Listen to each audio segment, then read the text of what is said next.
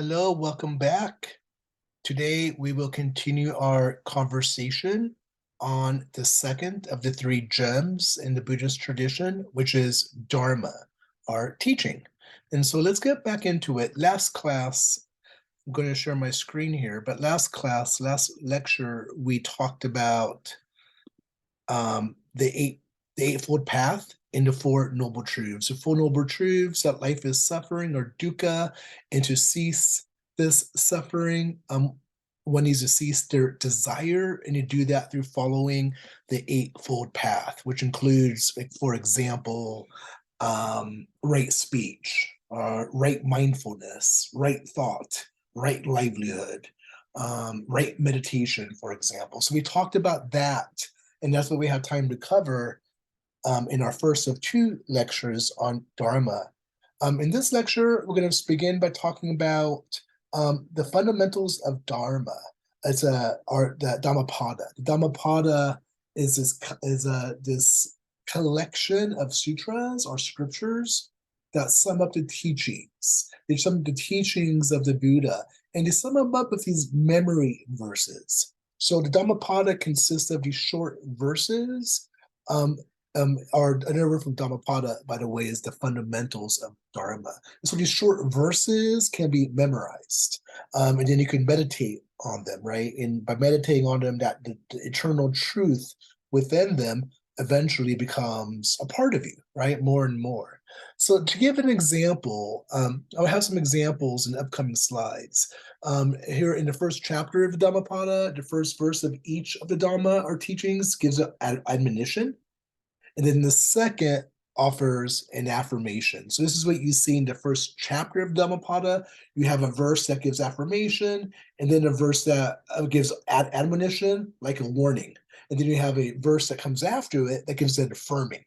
I'm giving you examples of that. Here's some examples in these upcoming slides of these verses coming out of the first chapter of the Dhammapada. All right, so you're going to have the warning, if you will, and then the affirmation thereafter. So we'll look at a couple examples out of the Dhammapada. Again, Dhammapada could be translated the fundamentals of Dharma is this collection of teachings that are foundational within the Buddhist tradition.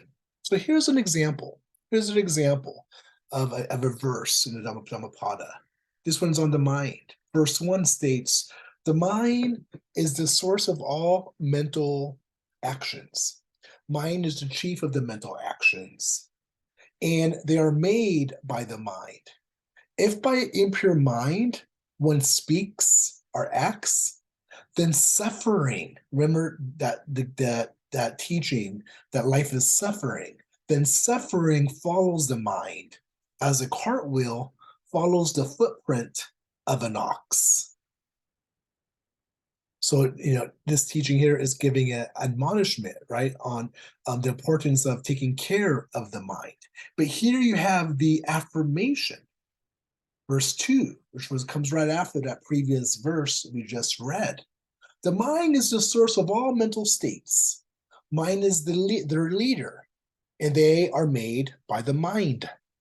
If by pure mind one speaks or acts, then happiness follows like a shadow. So I'm emphasizing the benefits of having a pure mind, which leads to right mindfulness, leads to right speech, right? And right action.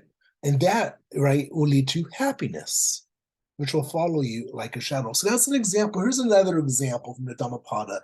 First, you're going to have the admonition, verse 3, and then the affirmation, verse 4. This talks about a difficult subject, about abuse. The Dhammapada reads, "I was abused. I was beaten. I was hurt. I was robbed. Those who dwell excessively on such thoughts never get out of their hating state of mind." Okay? So if we harbor these thoughts and continue to repeat these thoughts, that of our past where we suffered abuse, being beaten, being hurt, right? That's going to keep us in this hating state of mind. However, verse 4, "I was abused, I was beaten, I was hurt, I was robbed. Those who leave such thoughts behind get out of their hating state of mind. And so this teaching from the Dhammapada is emphasizing how does one get out of a hating state of mind? By leaving behind suffering, leaving behind hurt, leaving behind past abuses. So don't let them take control of your thought pattern and the way you think in your mind. One more example. Verse 11 from the Dhammapada asserts, mistaking the unessential for the important and mistaking the essential for the unimportant, some persons dwelling in wrong mindfulness never realize that which is really essential. So because one lacks right mindfulness, they confuse their priorities. They make things that are important which really aren't, and things that should be important, they don't recognize their importance because they lack right mindfulness. Verse 12 in the Dhammapada asserts the affirmation, knowing the essential to be important and knowing the unessential to be unimportant. Other persons dwelling in right mindfulness, one of the Eightfold Path, remember, which reach that which is really essential. I have an image of two dogs here. To me, when I think about things that might be essential in life, I think about friendship, and I think about these dogs are kind of friends. So that's why I have this image here. So those were examples from the Dhammapada, in just wanting to emphasize some of the classical teachings in the Buddhist tradition are in that form. A admonition that could be quickly memorized, followed by affirmation that can be memorized. And so the Dhammapada functions in that way in the Buddhist tradition. Another teaching in the Buddhist tradition is that of dependent origination. The truth of cause and effect are located in the teachings on dependent origination. And so we have 12 chain links across 3 stages. And there's a movement from past to the present to the future life. So the past life, we begin with ignorance and cause and effect. Ignorance leads to karmic formations, leading to the present.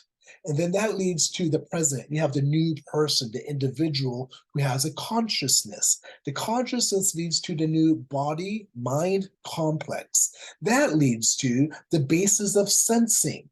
That leads to sense impressions, which leads to conscious feelings. Conscious feelings lead to craving, and craving leads to clinging, which then leads to becoming. So again, this is a process of cause and effect from past lives to present lives, and then onwards, that becoming leads to the future and a rebirth, which will lead to old age and death, and then the repeating of that cycle. So I went over it quickly, but I wanted to just highlight that here in this teaching on dependent origination, what underlies it is this understanding of one thing leading to the next across past lives, present lives, and future lives.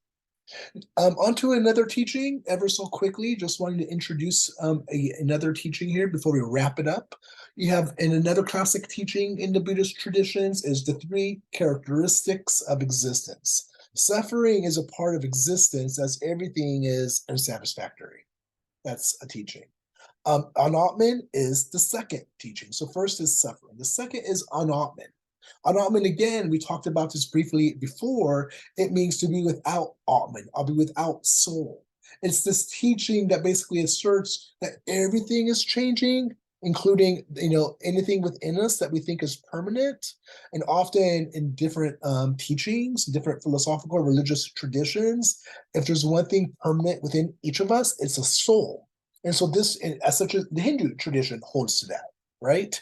And so this is a corrective or a challenge to the Hindu tradition. The teaching, in short, is trying to say there's nothing permanent within us. It doesn't mean that there's no person, like I exist as a person, or it doesn't mean there's no personality. I have a personality, but it means to recognize that my personhood and my personality, they're shifting, right? They're shifting through space and time. And so that's the second of the 3 characteristics. 1 is suffering, 2 is anatman, and the third is related to the second, and that is impermanence. It's this notion or teaching that in everything, is impermanent. And so because of that, we should be careful not to attach ourselves to things or overly desire things, which in the nature of themselves are not permanent.